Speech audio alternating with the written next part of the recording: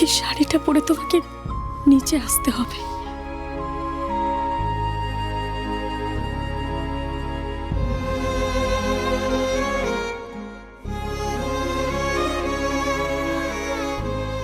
তিন দিন থেকে তুই নিজেকে এই ঘরে বন্দি করে রেখেছিস দিভাই। কারোর সাথে কথা বলিসনি, এইভাবে ঠায় বসে আছিস, এক ফুটাও কাঁদিসনি। কেন এরকম করছিস দিভাই?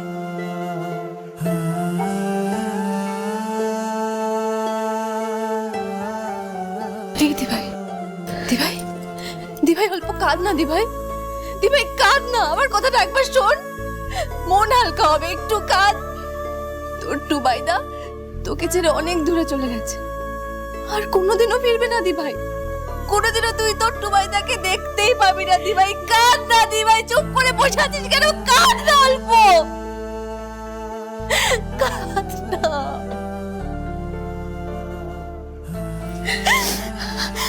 আজকে আজকে জিজুর শ্রাদ্ধ শান্তির কাজ দিভাই, তোকে যেতে হবে, তোকে যেতে হবে কাজে।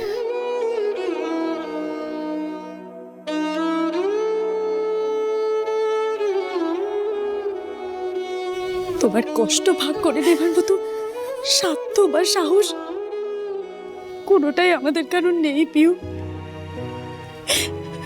কিন্তু তুমি তো আমাদের শক্ত মেয়ে, তাই ভগবান তোমার জীবনের সব থেকে কঠিন পরীক্ষাটা নিচ্ছে, সবচেয়ে বড় পরীক্ষাটা নিচ্ছে।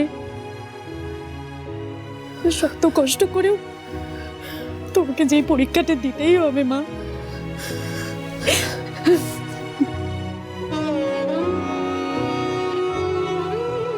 আমরা নিচে সবাই তোমার জন্য অপেক্ষা করছি। তুমি নিচে না আসা অব্দি ঋষির আত্মা শান্তি পাবে না। এসো।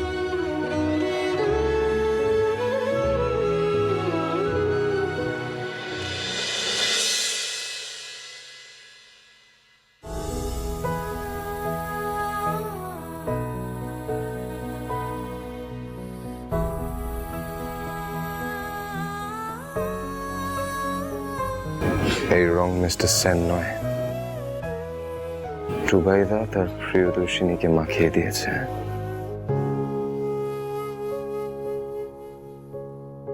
I love you. Will you marry me again? ওই শাড়িটা পরলে একদম পেতনির মতো দেখতে লাগবে। প্লিজ ওই শাড়িটা পরো না।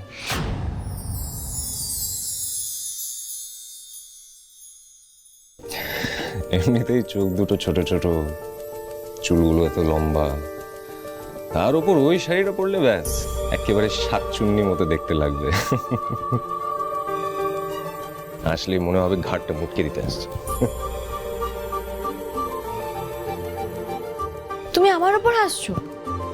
একবারও নিজেকে দেখেছো ঠিক করে আয়নায়? তোমার দুটো চোখ তো আমার থেকেও বেশি ছোট। আয়নায় গিয়ে দেখো, তুমি আর আমাকে বলছো ফর্সা একটা ময়দা মাখা মুখ, তার মধ্যে দুটো পোলকা ডট। এই কি বললে তুমি? ময়দা মাখা মুখ? আমার ময়দা মাখা মুখ? হ্যাঁ দেখো একবার আয়নায় গিয়ে। তুমি নিজের মুখটা দেখেছো? হ্যাঁ, না আছে চোখ, না আছে মুখ, না আছে কিছু। হ্যাঁ, শুধু মুখ থেকে বড় বড় ডায়লগ বেরোয়। আচ্ছা বেশ, আমার থেকে বেশি হ্যান্ডসাম কাউকে খুঁজে দেখাও দেখি। হ্যান্ডসাম? তুমি সত্যি নিজেকে হ্যান্ডসাম ভাবো? বাড়ির সবাই কি বলছে জানো? বলছে তুমি নাকি আমাকে ছেড়ে চলে গেছো। আমি আবার কোথায় যাব বলো? আমি তো তোমার কাছেই আছি। এই যে ঠিক এখানে। চলো আমার সাথে নিচে চলো। তুমি জানো সবাই কি বলছে? সবাই বলছে তুমি আর ফিরবে না, কোথায় হারিয়ে গেছো। ঋত্বিক অনুষ্কা কি বেকার বেকার কান্নাকাটি করছে। আমি বারবার বলছি যে কোথাও যাওনি, তুমি কোথাও যেতেই পারো না আমাকে ছেড়ে। তুমি আমাকে প্রমিস করেছো না, বলো তুমি যাবে না আমাকে ছেড়ে কোথাও। প্রমিস করেছো না, তুমি তুমি তো প্রমিস রাখবে নিজে, তুমি নিজের কথা ফেলতে পারো না। চলো আমার সাথে, চলো চলো। দেখো দেখো সবাই সবাই চমকে যাবে। চলো তাড়াতাড়ি চলো চলো। কি হলো চলো।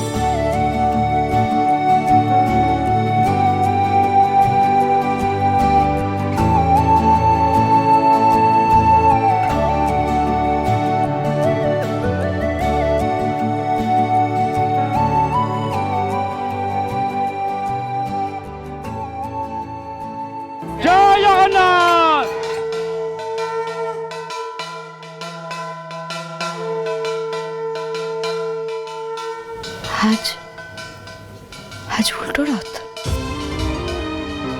আমার খুব ইচ্ছে দাদু ভাই যে তুমি আর পিহু দুজনে একসাথে মিলে উল্টো রথে রথটা টানবে।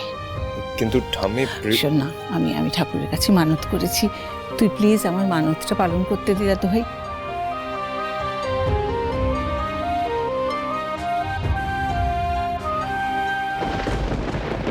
ঋষি তো সুইমিং চ্যাম্পিয়ন ছিল, সেখানে ও কিভাবে এইভাবে জলে ডুবে মারা যেতে পারে? এটা এটা কি করে পসিবল? দেখ, এমনটাও তো নয় যে এটা কোন সমুদ্র, তলিয়ে যাওয়ার ভয় ছিল। একটা বড় দেখিতে ঋষির মতো ভালো সুইমার এভাবে ডুবে যেতে পারে না, যদি না কেউ ইচ্ছে করে সবটা করে থাকে।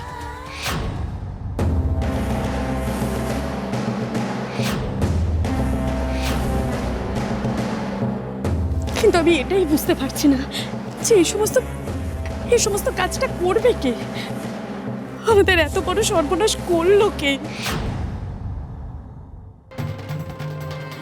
মনিকা সুর তো পুলিশে হেফাজতে, আদালত ওকে শাস্তি দিয়েছে, সে শাস্তিও তো ও পাচ্ছে।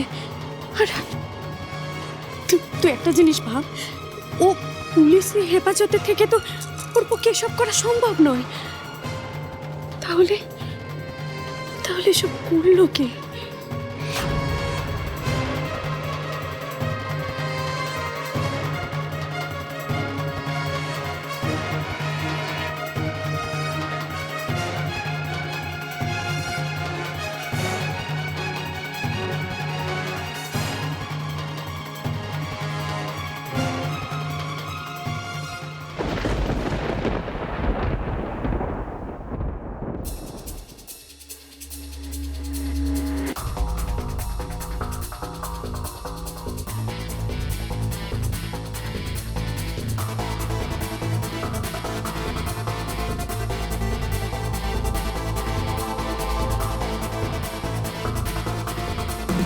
মামু এখানে নেই, আর থাকলেও আমাকে চিনতে পারতো না।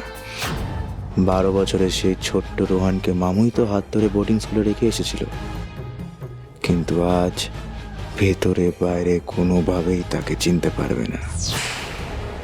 রোহান ফিরে এসেছে, নিজের মায়ের সাথে হওয়া সব অন্যায়ের প্রতিশোধ নিতে রোহান ফিরে এসেছে। আর আমার মায়ের দোষী তুমিও মামু, তাই তোমাকে ওই রোহান ছাড়বে না। সৌমেন সুর। মা, পিহুকে ওই শাড়িটা দিয়ে এসেছি, আর ওই শাড়িটা পরে নিচে আসতে বলল।